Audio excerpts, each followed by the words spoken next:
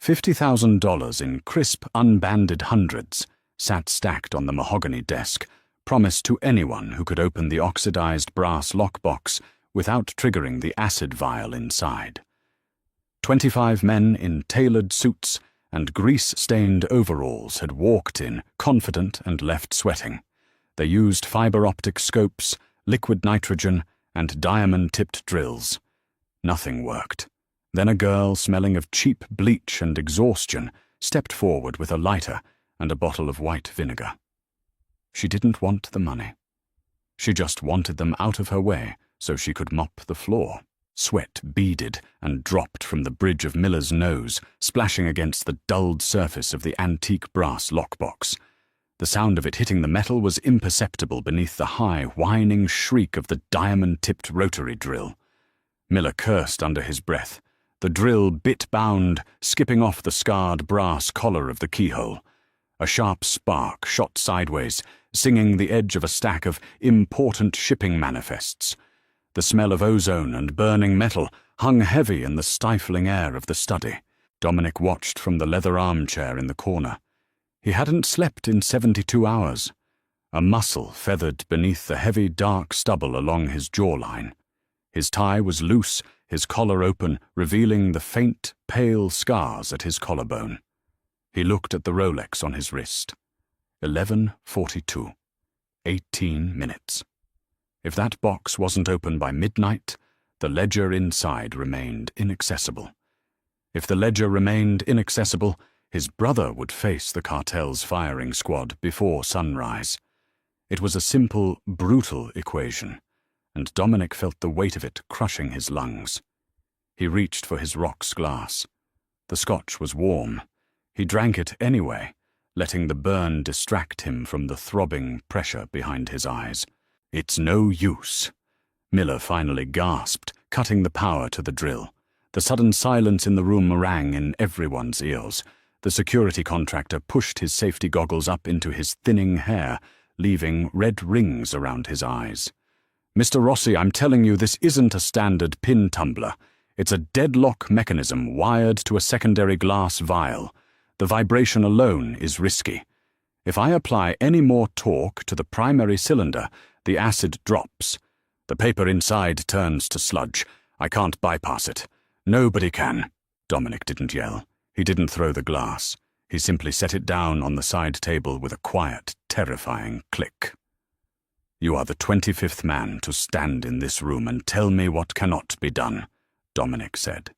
His voice was a rasp, low, and entirely stripped of emotion. "I brought you in from Chicago because you claimed you could open bank vaults with a paperclip.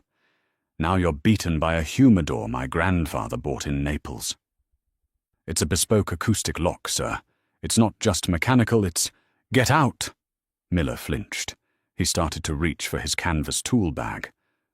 "Leave the tools." Dominic's underboss, Caleb, rumbled from his position by the heavy velvet drapes. Caleb was a mountain of a man who always smelled faintly of peppermint and gun oil. He stepped forward, his massive frame blocking the only exit. "Just walk, Miller." Miller swallowed hard, abandoning his gear. He backed out of the room, closing the heavy oak double doors behind him.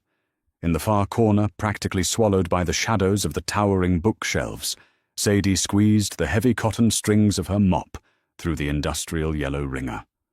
Water, murky and grey, splashed into the bucket. The sharp tang of industrial ammonia fought a losing battle against the scent of Dominic's cigar smoke and spilled scotch. Sadie's lower back throbbed. A dull, rhythmic ache radiated from her spine down to her knees. She had been on her feet since 4 in the morning, scrubbing baseboards in the East Wing, only to be dragged into the main study, because Caleb demanded the mud, tracked in by the parade of failed locksmiths, be cleaned up immediately. They treated her like a piece of furniture. Less than furniture. Dominic Rossi at least looked at the leather couch when he sat on it. He hadn't looked at Sadie once. She dunked the mop again. The cold water bit at the split cuticles on her right hand. She winced, pulling her fingers back and wiping them on the thigh of her faded grey uniform. The uniform was 2 sizes too big, bought at a thrift store, and hemmed with safety pins. She didn't care about the lockbox. She didn't care about the $50,000 stacked neatly beside it on the desk. That kind of money wasn't real. It was cartel money, blood money, ghost money. What was real was the $240 she was short for her rent, and the fact that she still had 2 hours left on her shift. She pushed the yellow bucket forward. Its casters squeaked violently against the hardwood. Dominic's head snapped toward the sound. His dark eyes locked onto her, bloodshot and furious. For a second, the sheer violence radiating from the man pinned Sadie to the floorboards. She froze her hands, gripping the plastic handle of the mop so tightly her knuckles turned white. "Do you have to do that right now?" Dominic asked. The exhaustion in his tone was heavy, a physical weight that seemed to drag his shoulders down. Sadie stared at him. She wanted to say, "Your goon told me to clean the mud." She wanted to say, "If I don't finish this room, I don't get cleared to leave." Instead, she just stared at the puddle of muddy water Miller had left near the Persian rug. "No, sir," she whispered. Her voice was raspy from the chemical fumes. "I'll wait." Dominic turned away, dragging a heavy hand down his face. "Caleb," he muttered. "Call the guy in Brooklyn, the one with the thermal lance." "Boss, a thermal lance will cook the inside of the box in 3 seconds," Caleb argued, stepping away from the door. "Do we have another option?" Dominic snapped, suddenly slamming his fist down on the armrest. The leather groaned. "Midnight, Caleb. Midnight." Sadie stood perfectly still. The room was suffocating. She looked past Dominic, past Caleb, straight at the scarred brass box, sitting under the harsh glare of the halogen worklight Miller had left behind. The light illuminated the green oxidation on the metal, the thick layer of grime that had settled into the intricate floral carvings. The 25 experts had looked at it as a masterpiece of mechanical engineering. Sadie, however, looked at things differently. She looked at the world through the lens of dirt. And looking at the heavy brass rosette right next to the keyhole, she noticed something the men with the diamond drills hadn't. Sadie abandoned the mop handle. It clattered against the lip of the bucket, another loud intrusion in the tense silence of the study. Caleb shot her a venomous glare, his hand instinctively dropping toward the bulge beneath his tailored suit jacket. Sadie ignored him. She wiped her damp, chemical-smelling hands on her apron and took a step toward the mahogany desk. "Hey!" Caleb barked, stepping into her path. The scent of peppermint was overpowering now. "Back to the corner, sweetheart. Or better yet, get the hell out of here." "The floor is wet," Sadie said. Her voice was barely a murmur, flat and devoid of the terror Caleb was used to inspiring. She pointed a cracked finger toward the desk. "I need to dry the perimeter of the rug before the ammonia eats the silk." It was a lie, but a plausible one. Caleb glanced at Dominic, seeking an order. Dominic was leaning forward, his elbows resting on his knees, his face buried in his hands. He didn't wave her off. He didn't even seem to hear her. Sadie stepped around Caleb's massive frame. She approached the desk, moving into the pool of harsh white light cast by the halogen lamp. Up close, the lockbox smelled like old copper pennies and damp pine. The heat radiating from the lamp was intense. She pulled a microfiber rag from her back pocket and knelt, pretending to dab at a scuff mark on the wood floor near the desk's heavy carved legs. Her eyes, however, were fixed on the box above her. The 25 locksmiths had focused all their attention on the primary keyhole, a deep, complex cylinder filled with tiny brass pins. They had scratched the metal around it, trying to pick it, trying to force it. But Sadie's gaze drifted an inch to the right, to the decorative brass rosette molded to look like a blooming lotus. Through the harsh light, she saw it. The keyhole had a faint ring of pale, untouched brass around its inner lip, meaning a key had gone in and out of it, recently polishing the metal through friction. But the rosette was entirely crusted in a hardened, amber-colored residue. It wasn't rust. It wasn't oxidation. It was spilled, caramelized liquor and decades of cigar resin that had seeped into a hairline seam and crystallized into cement. She stood up slowly. "You're working on the wrong part," she said. The words slipped out before she could stop them. They sounded absurdly loud in the cavernous room. Dominic's hands dropped from his face. He stared at her. His dark, bloodshot eyes narrowed, trying to comprehend what he was looking at. A maid?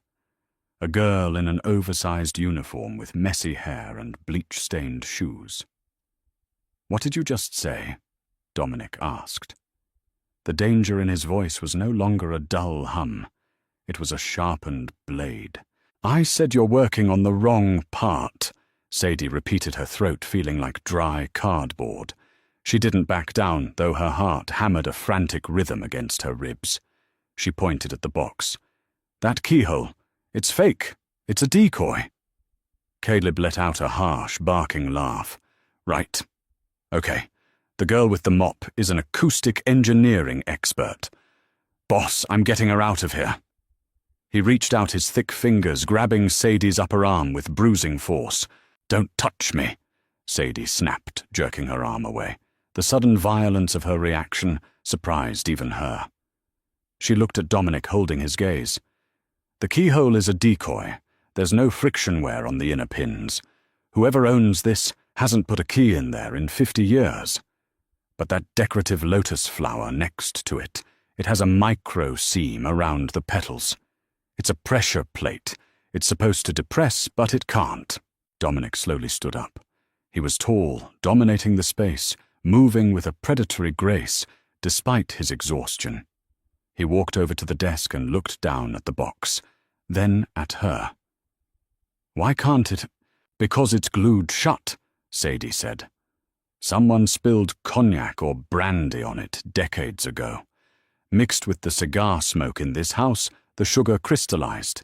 It's basically cemented the pressure plate to the outer casing. Your guys were trying to pick a solid block of brass. They could have drilled that keyhole all night. It would never open." Dominic stared at the brass rosette. He looked back at Sadie. "And how do you know this?" "Because I scrub dried liquor off your baseboards every Tuesday," she said bluntly. Silence stretched. The grandfather clock in the hallway chimed the quarter hour. 11:45. "Can you open it?" Dominic asked. "Boss, you can't be serious," Caleb protested. "Miller just said any talk will drop the acid." "Can you open it?" Dominic repeated, ignoring his underboss. Sadie looked at the $50,000. She didn't want it. She just wanted to prove to the men in the room that they were idiots. She reached into the deep pocket of her apron and pulled out a small plastic spray bottle and a cheap plastic cigarette lighter. "It doesn't need torque," Sadie said. "It needs heat and an acid base to eat the sugar."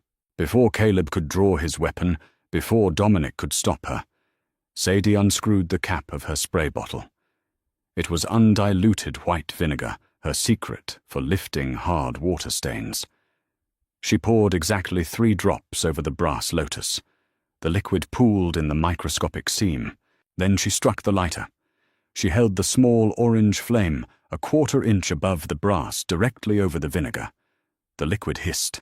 The smell of boiling vinegar and burnt sugar filled the air, acrid and sharp. She held it there for 10 seconds. 20. 30.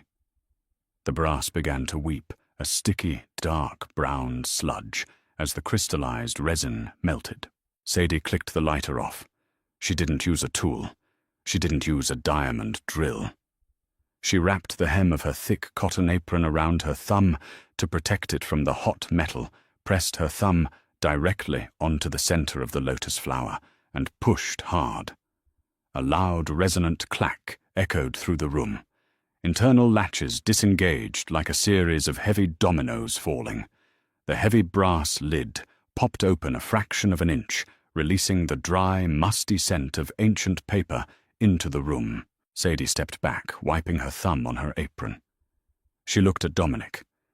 Dominic Rossi was entirely, completely speechless. He stared at the open box, then slowly raised his eyes to the exhausted, bleach-smelling girl standing in front of him.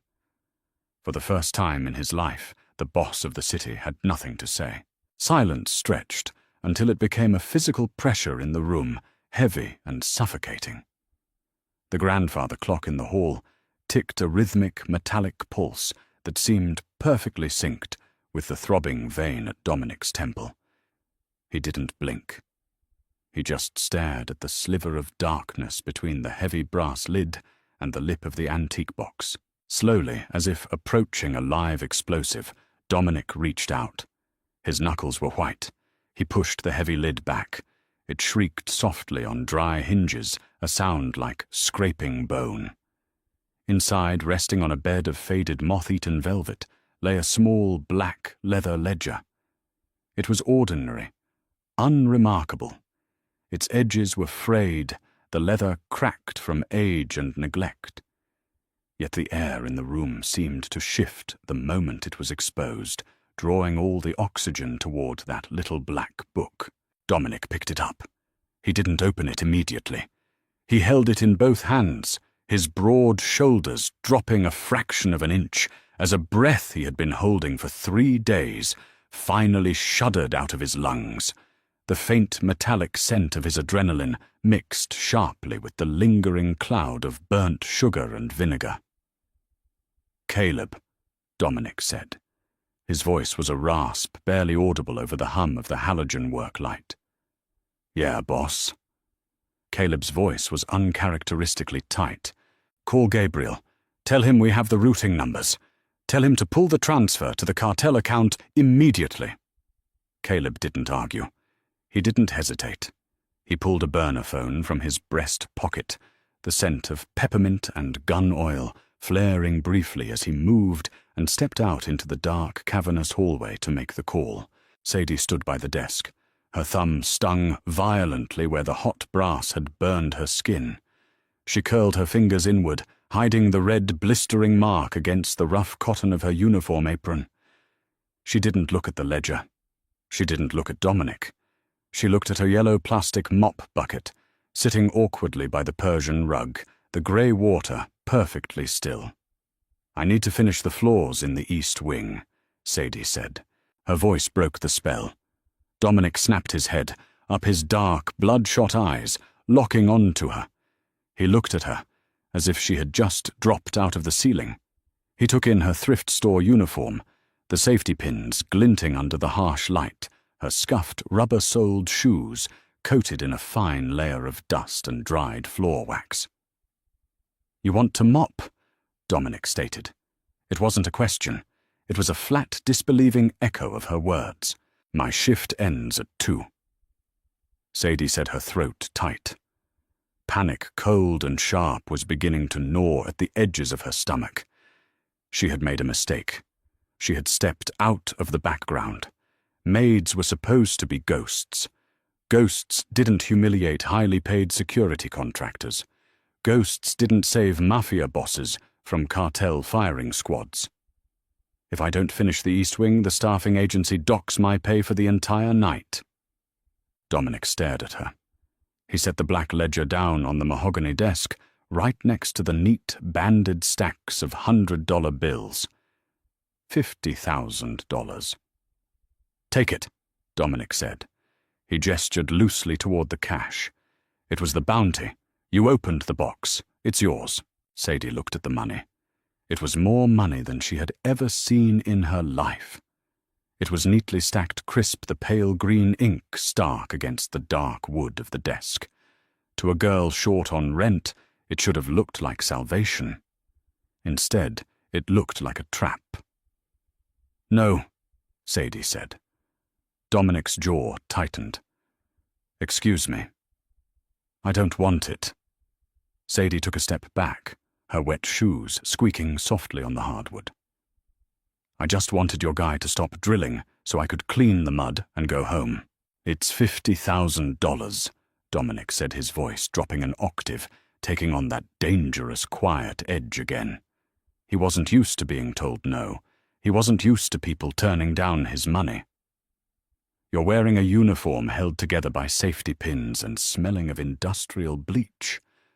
Don't play proud with me. Take the money. Sadie's chest flared with a sudden hot spike of irritation. Her hands trembled, not from fear, but from exhaustion and anger. I'm not playing proud. She snapped the words, tumbling out before her survival instincts could stop them. I'm playing smart. What exactly do you expect me to do with 50 grand in cash? If I deposit it, the IRS flags it. If I try to pay my rent with a stack of unbanded hundreds, my landlord calls the cops because he thinks I'm dealing. I ride the night bus back to a neighborhood where people get stabbed over a pair of shoes. If I walk out of here with that in my backpack, I'm dead before Tuesday. Dominic went completely still. He studied her. The irritation faded from his eyes, replaced by a sharp, calculating intensity that made Sadie's skin crawl. He was actually looking at her now. Not as a maid. Not as a fixture in the room. But as a puzzle he couldn't quite figure out. So you opened a deadlocked vault just to speed up your janitorial duties, he said softly. Yes. You're lying. I'm short on rent, Sadie blurted out. The absolute indignity of the truth tasted like ash in her mouth. She hated him in that moment. She hated his tailored suit, his warm scotch, his mahogany desk. I need $240 by tomorrow morning, or I get evicted. That's what I need. Not your cartel money, not your ghost money. Just enough to keep my landlord from changing the locks. Dominic reached across the desk. His large, calloused hand bypassed the tall stacks of hundreds entirely. He picked up a loose, unbanded stack resting near his rocks glass. With slow, deliberate movements, he peeled off 3 crisp $100 bills. The thick paper made a dry, rasping sound against his thumb. He held the 3 bills out to her. Sadie didn't move.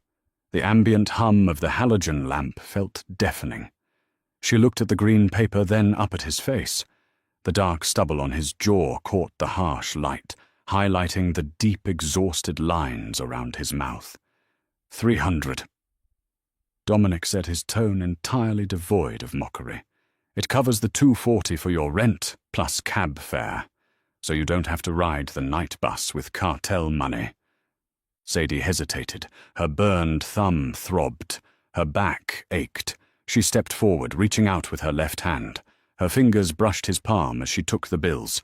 His skin was surprisingly warm, rough with calluses that didn't belong on a man who sat behind a mahogany desk. The brief contact sent a jolt up her arm, sharp and unsettling. She quickly pulled her hand back, folding the stiff bills and shoving them deep into the front pocket of her damp apron. Thank you, she muttered, her eyes dropping to the floor. She turned toward the yellow mop bucket, desperate to put distance between them. What's your name? Dominic asked.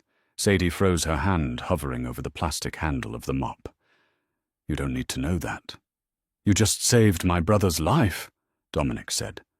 The words were quiet, but they carried a massive, undeniable weight in the silent room. I think I've earned a name. Sadie, she said to the wall. Sadie. Dominic tested the name, the syllables rolling rough and slow over his tongue. You're wasting your time scrubbing baseboards, Sadie. It pays the bills, usually. She grabbed the mop handle. It was gritty, coated in the dried residue of cheap cleaning chemicals. She yanked the bucket backward, the casters shrieking violently against the wood floor. The heavy oak doors swung open before she could reach them. Caleb stepped back into the study. The massive underboss looked entirely drained, the aggressive posture he usually carried having melted out of his shoulders. It's done, Caleb said, looking directly at Dominic. He ignored Sadie entirely. Gabriel intercepted the transfer. The cartel confirmed receipt. Leo is walking out of the warehouse in Tijuana right now. He's safe. Dominic closed his eyes for a long, slow second. A profound, shuddering relief washed over his features, erasing the predatory edge that had defined him for the last 3 days. When he opened his eyes again, they found Sadie. "Let her go, Caleb," Dominic ordered. Caleb frowned, noticing Sadie standing near the door with her bucket. "Boss, she heard too much. She saw the ledger. We can't just let some staffing agency temp walk out the front door. I said, let her go." The dangerous edge was back in Dominic's voice, sharp enough to cut glass. "She doesn't know what she saw. And if anyone asks, she was cleaning mud." Caleb shifted his weight, his hand resting near his jacket. He looked at Sadie, his eyes cold and assessing. He stepped aside, leaving the doorway clear. Sadie didn't run, though every nerve ending in her body screamed at her to sprint. She pushed the heavy yellow bucket through the massive oak doors, the plastic wheels thudding over the thick threshold. She walked down the long, dimly lit corridor of the mansion, the plush carpet absorbing the sound of her scuffed shoes. She pushed through the heavy service doors leading to the rear kitchens, abandoning the bucket by the industrial sinks. She didn't bother going to the east wing. She stripped off the heavy cotton apron, leaving it in a crumpled heap on a stainless steel prep table. The smell of vinegar and burnt sugar still clung to her skin, deeply embedded in the pores of her hands. She walked out the back service door into the biting cold of the November night. The air was sharp, smelling of wet asphalt and distant exhaust, a stark contrast to the stifling, expensive scents of the mansion. Sadie dug her hands into the pockets of her thin thrift store jacket. Her fingers brushed against the crisp, stiff edges of the $300 bills. $300. She had her rent. She had a cab ride home. She had survived. She walked down the long asphalt driveway, her shadow stretching long and distorted beneath the yellow glow of the security lights. The gravel crunched under her feet. She told herself she was safe. She told herself that tomorrow she would go to the staffing agency, ask for a different route, and never think about the scarred brass lockbox or the exhausted man in the tailored suit again. But as she reached the heavy wrought-iron security gates at the edge of the property, a sleek black sedan pulled up quietly alongside her. The passenger window rolled down with a soft, mechanical hum. Caleb sat in the driver's seat. He wasn't looking at her. He stared straight ahead at the dark, empty road. "Mr. Rossi doesn't like loose ends," Caleb said, his voice flat. "And he doesn't like people who outsmart his security contractors." He reached across the center console and tossed a small, thick piece of cardstock out the window. It fluttered in the cold air, landing face up on the wet asphalt near Sadie's shoe. "Be at that address tomorrow at noon," Caleb said. "Don't bring the mop." The window rolled up. The sedan accelerated its tail lights, bleeding red into the darkness before disappearing around the bend. Sadie stood shivering in the cold. She looked down at the wet asphalt. There was a matte black business card lying near her toe. No name, no logo. Just a street address in the financial district and a suite number embossed in dark grey ink. She knew she shouldn't pick it up. Picking it up meant crossing a line she could never uncross. But the smell of vinegar was still on her hands, and the memory of Dominic Rossi's eyes, calculating, seeing right through her invisibility, was burned into her mind. Sadie knelt on the wet ground and picked up the card. Morning arrived with the relentless hollow hammering of the radiator pipe in the corner of Sadie's studio apartment. The noise was a daily feature, accompanied by the faint metallic scent of rust and boiling dust. She lay on her thin mattress, staring at the ceiling where water stains mapped out continents that didn't exist. Her right thumb throbbed a dull, rhythmic burn beneath a cheap plastic bandage. She hadn't slept. Every time she closed her eyes, she saw the heavy brass lid of the lockbox falling open and felt the sudden, terrifying weight of Dominic Rossi's calculating gaze pinning her to the floorboards. By 8, she was standing in the cramped, sour-smelling hallway of her building, knocking on her landlord's door. Jenkins opened it, wearing a stained undershirt, the smell of stale beer and cheap cigars rolling out of his apartment in a visible wave. Sadie didn't speak. She simply handed him the 3 crisp, unbanded $100 bills. Jenkins blinked, his greasy forehead wrinkling as he looked from the cartel money to her pale, exhausted face. He checked the watermarks, his thick fingers leaving faint, oily smudges on the clean paper, before grunting and shutting the door in her face. No receipt. No thank you. Just the sharp click of a deadbolt sliding into place. Sadie walked back to her room. She sat on the edge of the mattress and pulled the matte black business card from the pocket of her thrift store jacket. It was heavy cardstock, expensive. Running her uninjured thumb over the surface, she felt the subtle indentation of the dark grey ink. A street address, a suite number, noon. She looked at her digital clock. 9:40. If she went to the staffing agency right now, she could beg for a daytime shift. Scrubbing toilets at the municipal courthouse or mopping the sticky floors of a discount cinema. She would go back to being a ghost. She would be safe. But her stomach clenched at the thought of the harsh fluorescent lights, the smell of industrial bleach, the aching void in her lower back, and the pathetic realization that next month she would be standing in front of Jenkins' door all over again, short on rent, praying for a miracle. She didn't want a miracle. She wanted control. At 10:30, she walked out into the biting November wind. The subway ride downtown was a sensory assault. The train car smelled of damp wool ozone and old garlic. Sadie sat stiffly, her hands wedged between her knees, listening to the agonizing screech of metal wheels against the tracks. She watched the people around her, tired commuters, staring blankly at their phones, avoiding eye contact existing in their own isolated bubbles. Yesterday she had been exactly like them. Today the $300 in her pocket felt like a severing of a tether. She was drifting into dangerous waters, and she knew exactly how fast the current was moving. She emerged from the underground station into the financial district. The contrast was physically jarring. Here the buildings were sheer cliffs of glass and steel, slicing into the grey winter sky. The wind whipping off the river was colder here, funneled through the concrete canyons with a sharp, howling intensity. There was no trash on the sidewalks. No grime. Everything was polished, sleek, and fiercely intimidating. Sadie found the address. It was a towering skyscraper with a lobby clad in imported black marble. It looked less like an office building and more like a mausoleum for hedge funds. She pushed through the heavy revolving doors, instantly enveloped by the scent of expensive HVAC systems and faint citrus-infused floor wax.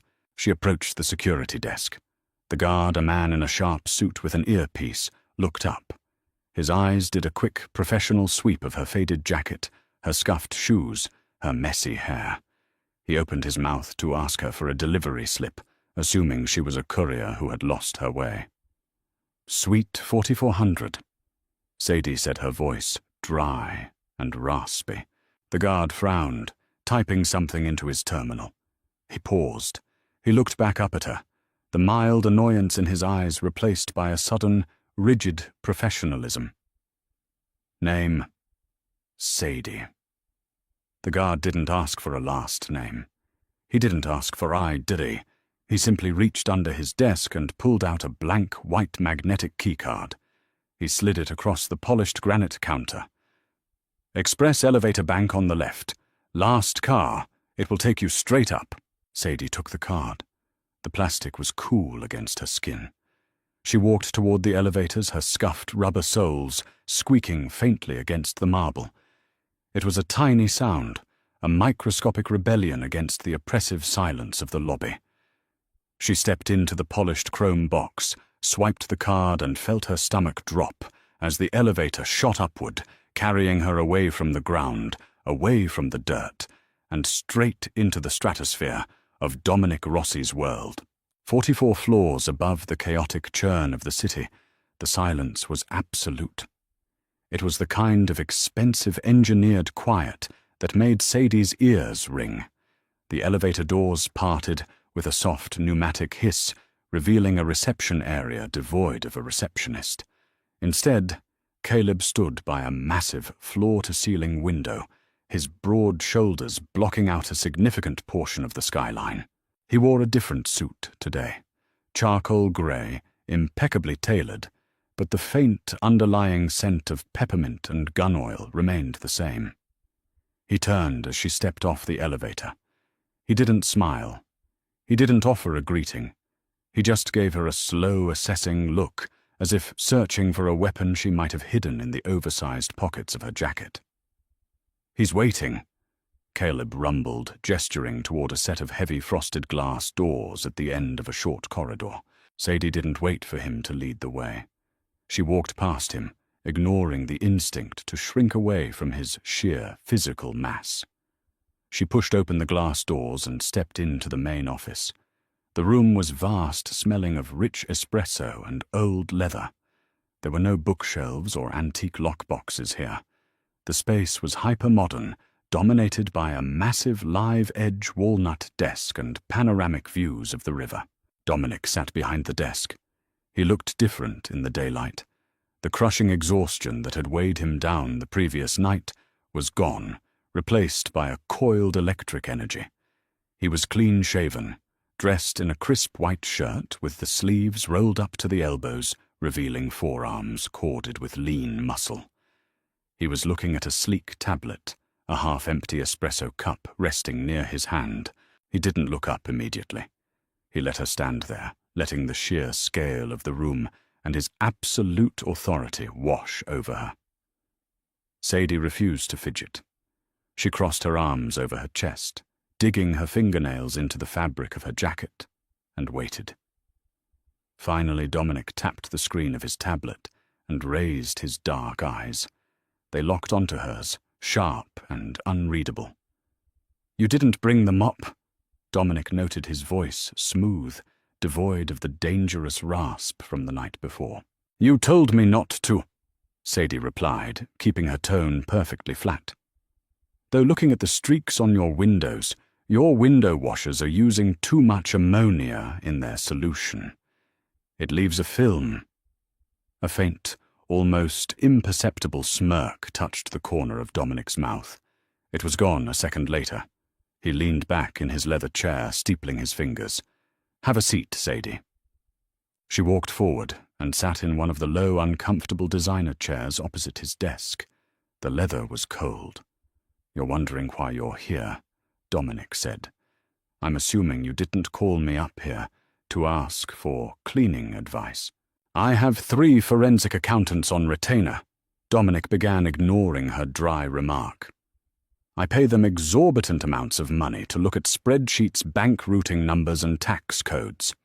For the last 6 months, one of my front companies, a high-end restaurant in Midtown, has been bleeding cash. A slow, steady hemorrhage. My accountants assure me the books are perfect. My security team assures me the vault is secure. The managers are loyal. Yet the money is vanishing."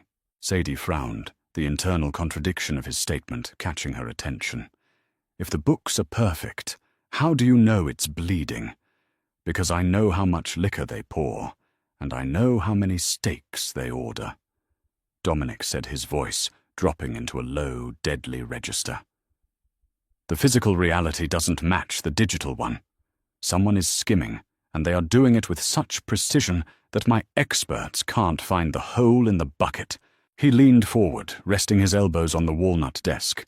The intensity radiating from him was palpable, a physical force that pressed against her chest. "Last night, I watched 25 of the best security engineers in the country stare at a brass box and tell me it was impossible," Dominic continued. "They looked at the mechanics. They looked at the design. They missed the crystallized sugar, Because they don't know what dirt looks like. You do. Sadie felt a cold knot form in her stomach. You want me to look at your restaurant? I want you to get hired as a night cleaner, Dominic corrected. I want you to be invisible. I want you to walk through the kitchens, the stock rooms, the manager's office. I want you to look at the trash, the wear patterns on the floor, the inventory that doesn't smell right. You see the things people try to wipe away?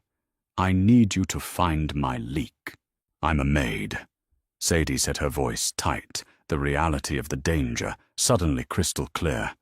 I clean up mud. I don't hunt down thieves for the mafia. You are an analyst who uses a mop. Dominic fired back smoothly. He reached into his desk drawer and pulled out a thick white envelope. He tossed it onto the desk.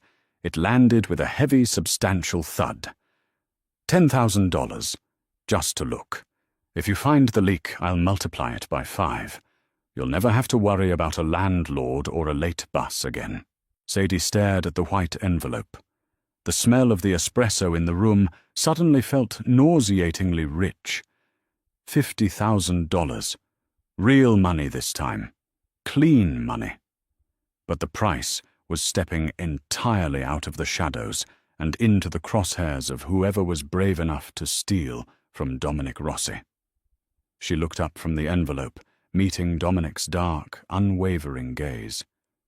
She knew she should walk away. The survival instinct that had kept her alive on the streets screamed at her to run. Slowly, her burned thumb aching in rhythm with her heartbeat, Sadie reached across the desk and pulled the envelope toward her.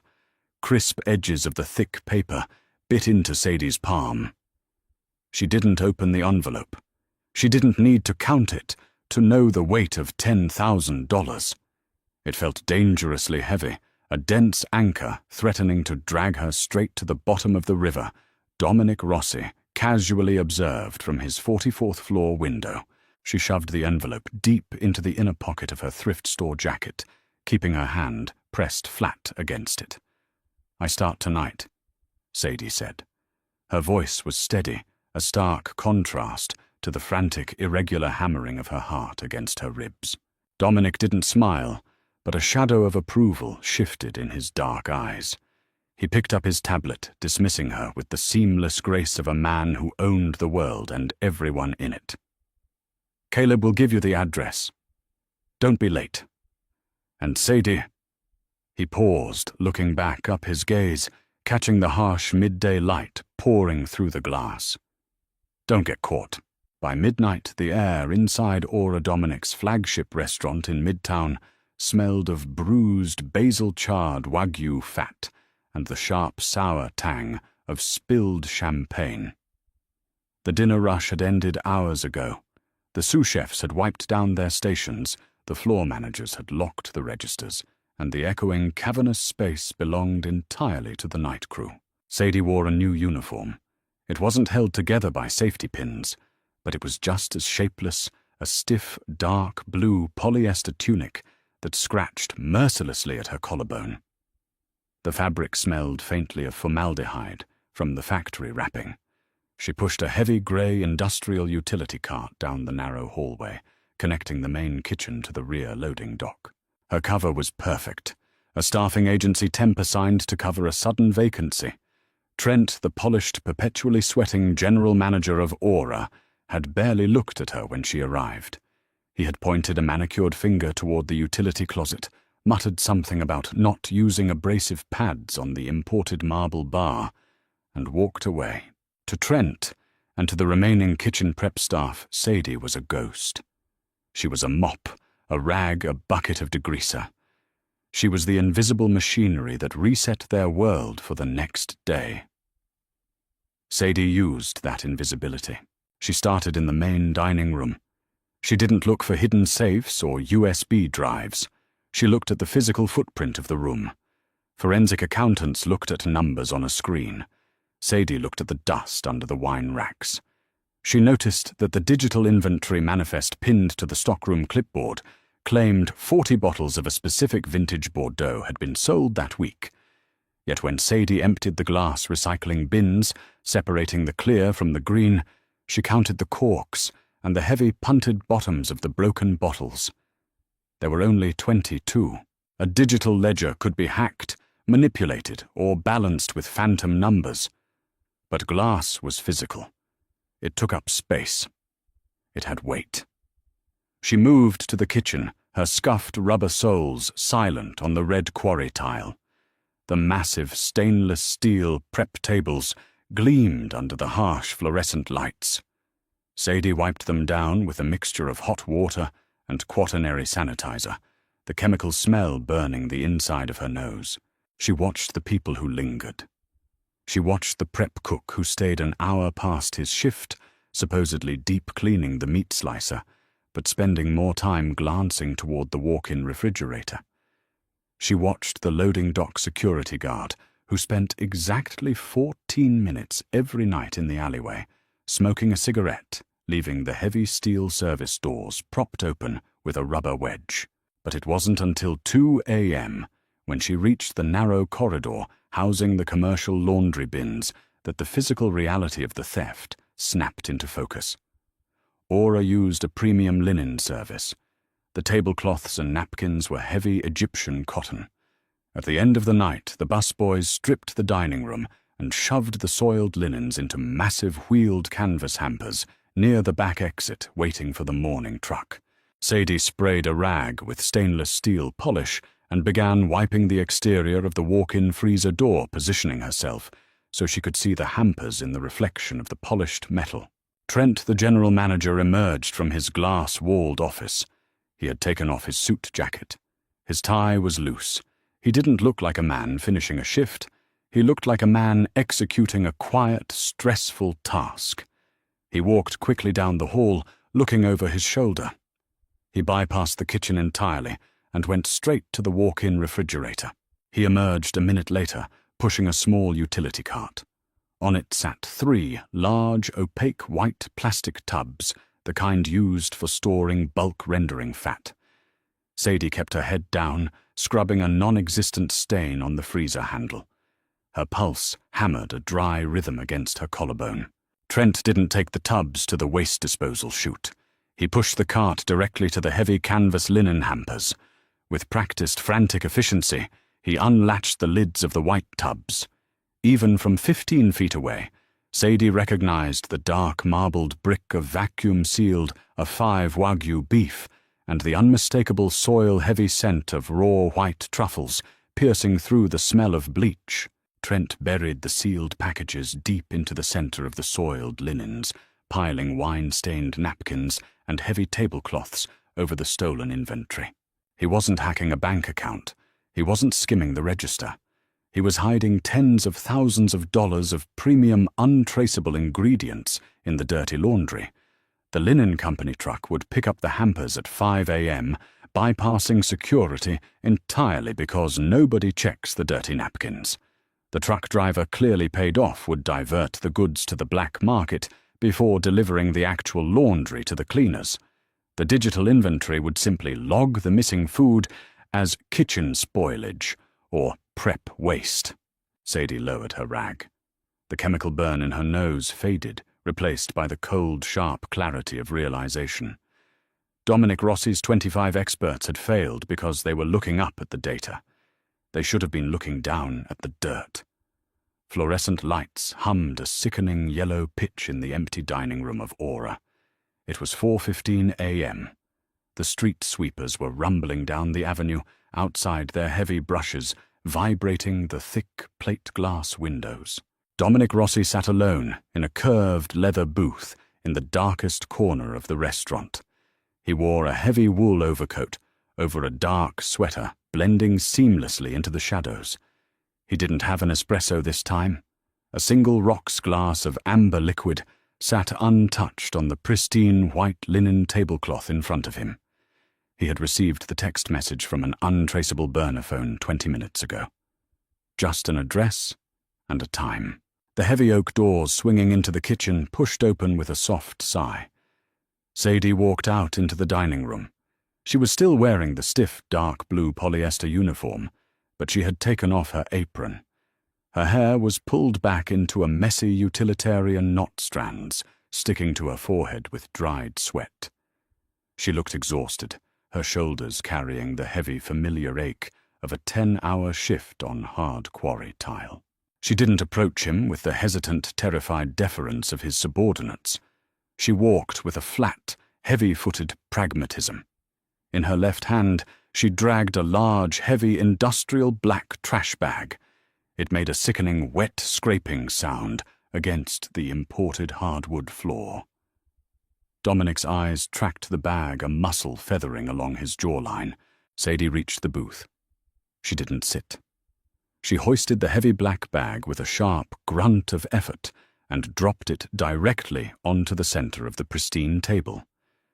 The heavy crystal roc's glass rattled. The fine Egyptian cotton tablecloth instantly absorbed a dark, wet stain from the bottom of the plastic bag. "What is this?"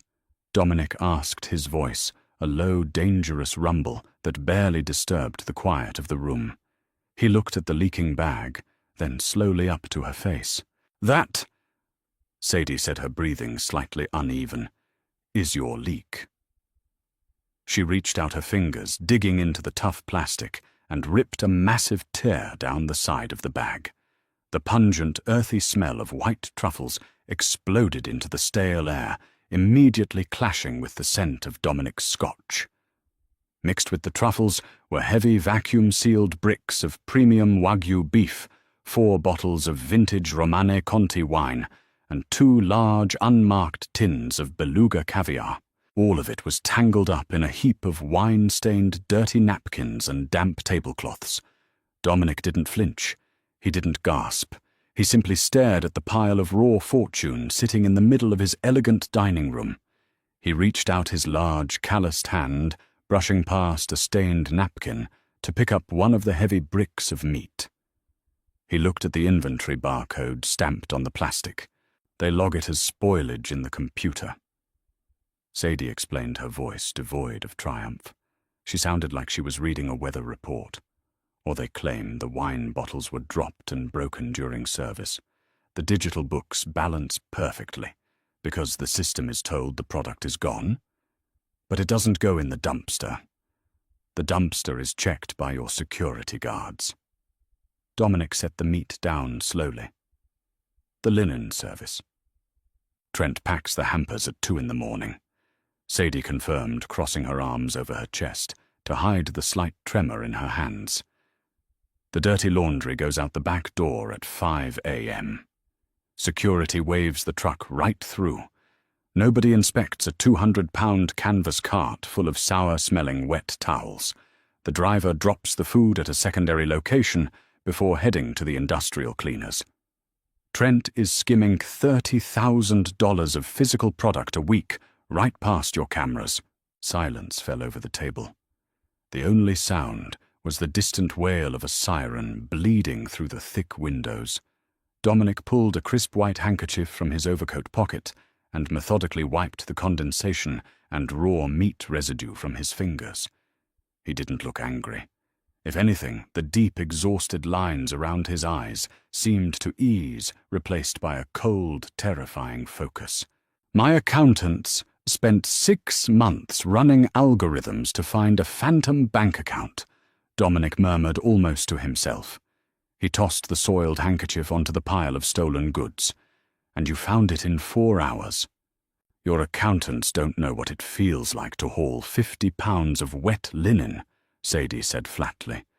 "They don't know the physical weight of things. When you spend your life cleaning up after people, you learn that nobody ever looks at the trash. It's the ultimate blind spot." Dominic finally looked up at her. The dynamic in the air shifted heavy and electric. He wasn't looking at a maid anymore. He wasn't looking at a temporary asset. He was looking at a woman who understood the ugly, grinding mechanics of reality better than anyone on his payroll. "Trent is a dead man," Dominic said, casually, stating a fact rather than making a threat. "The linen driver won't make it to sunrise." Sadie's stomach plummeted. The brutal reality of Dominic's world crashed through the satisfaction of solving the puzzle. She had just signed Trent's death warrant. She swallowed hard, tasting the bitter tang of ozone and stale adrenaline. "That's your business," Sadie said, her voice dropping to a harsh whisper. She took a step back, her wet rubber shoes squeaking faintly. "I did the job. I found the leak." "We're done, are we?" Dominic asked. He stood up slowly. He was a foot taller than her, his presence utterly dominating the space. He didn't move toward her, but the sheer gravity of his posture made Sadie feel pinned to the floor.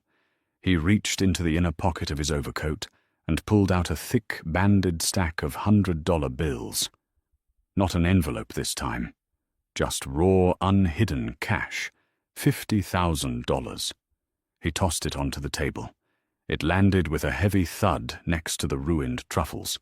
"You think this is the only blind spot I have?" "Sadie," Dominic asked, his voice dropping into a register that felt intimately dangerous. "My world is full of experts who only see what they are trained to see. They look at the ceiling. They never look at the floor." Sadie stared at the money. It was enough to move to a different city, enough to disappear. But looking into Dominic Rossi's eyes, she knew the terrifying truth. You can't disappear from a man who knows exactly how to look in the shadows. She had stepped out of the background, and now he was never going to let her return to it. $50,000 sat on the ruined Egyptian cotton, resting against a leaking package of raw beef and a mound of damp, sour-smelling napkins. Sadie stared at the thick paper band, holding the hundreds together. It didn't look like salvation anymore. It looked exactly like a heavy, perfectly fitted iron collar. Dominic didn't crowd her. He remained on his side of the table, his hand slipped casually into the pockets of his heavy wool overcoat, the faint, high-pitched whine of a street sweeper making its second pass outside, vibrated through the thick plate glass, rattling the empty crystal rocks, glass a fraction of an inch. "I don't want to work for you," Sadie said. Her voice cracked on the final word.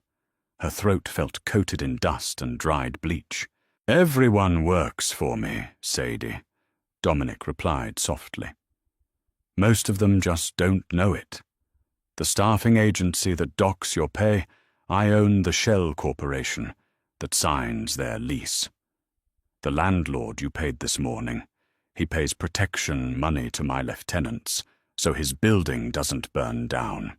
You've been living in my house your whole life. I'm just inviting you into the dining room." Sadie dragged her gaze away from the cash and looked at him. The sheer suffocating scale of his reach pressed down on her lungs. She dug her fingernails into the rough polyester of her uniform tunic. It was a cheap synthetic material that trapped her body heat and chafed against her collarbone. "I found your stolen meat," she said, her chest heaving with shallow, irregular breaths. "I proved your point. You can hire 20 new security firms to watch the floor instead of the ceiling. You don't need a maid." "I don't need a maid," Dominic agreed, pulling his hands from his pockets. He stepped out of the shadow of the booth, the harsh, fluorescent lighting catching the sharp angles of his face. "I need an auditor who understands the physical reality of dirt. My accountants look at spreadsheets and see numbers that balance. My enforcers look at men like Trent and see fear, assuming it means loyalty. They are all blinded by their own expertise." He gestured toward the rotting pile of luxury goods on the table. "You walked into my flagship restaurant, a place designed to overwhelm the senses, and you ignored the marble. You ignored the wine lists. You looked at the trash. You counted the broken glass. You noticed the wear patterns." Dominic took a slow step toward her. The scent of his expensive dry cedar cologne pushed back against the overwhelming odor of white truffles. "You see the seams where the world actually holds together. And more importantly, you see where it's fraying." Sadie took a step back, her scuffed rubber shoe squeaking violently against the hardwood. Panic, cold and sharp, coiled in her stomach. She thought of Trent sweating in the back office, completely unaware that the heavy canvas laundry carts he had packed 2 hours ago were currently sealing his fate. "You're going to kill him," she whispered. Yes. Dominic didn't blink. He didn't offer a justification or a comfortable lie. Trent stole from my family. He broke the fundamental rule of our ecosystem. Consequences in my world are not conceptual. They are physical, and they are final. Sadie swallowed hard. A wave of nausea hit her hot and acidic. She closed her eyes for a brief second, trying to block out the sight of the raw marbled meat and the stack of cartel money. She was a girl who scrubbed baseboards. She took the night bus. She worried about eviction notices and the fluctuating price of eggs.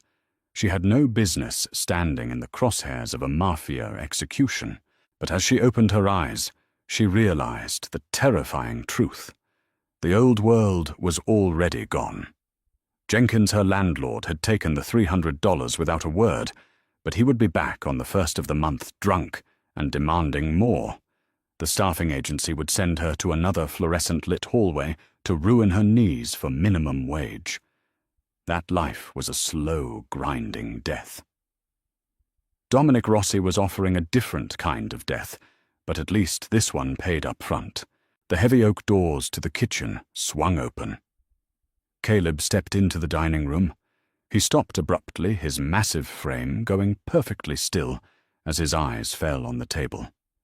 He looked at the leaking trash bag, the vacuum-sealed Wagyu, the truffles, and finally the $50,000. He didn't ask a single question.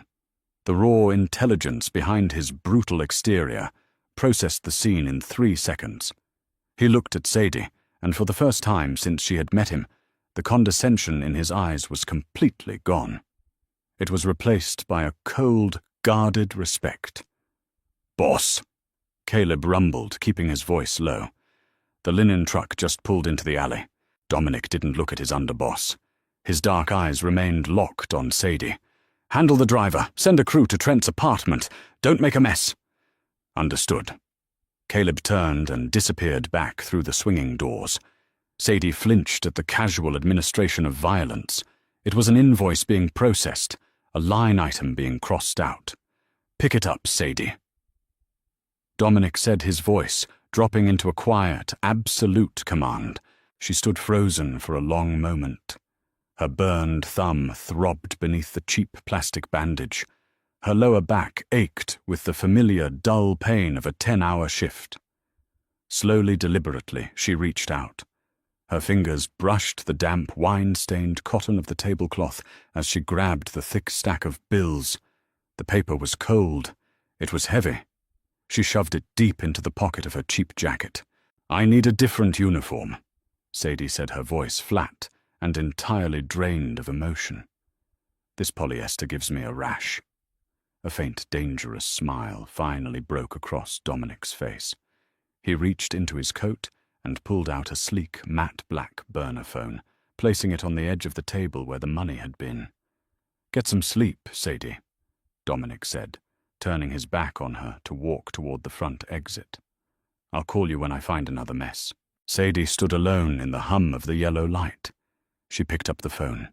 It felt like a stone in her palm. She turned and walked out the back service doors, leaving the mop, the bucket, and her invisibility behind forever. A cheap lighter, a bottle of vinegar, and an eye for the dirt nobody else wanted to see. Sadie stepped out of the shadows to pay her rent, but she ended up exposing a massive cartel theft and catching the eye of the city's most dangerous man. Now she's no longer scrubbing floors. She's Dominic Rossi's secret weapon. But in a world where mistakes are paid for in blood, how long can she survive before she becomes the mess that needs cleaning? If you loved this grounded, gritty mafia thriller, hit that like button, share the video with your friends, and subscribe for the next intense chapter of Sadie's story.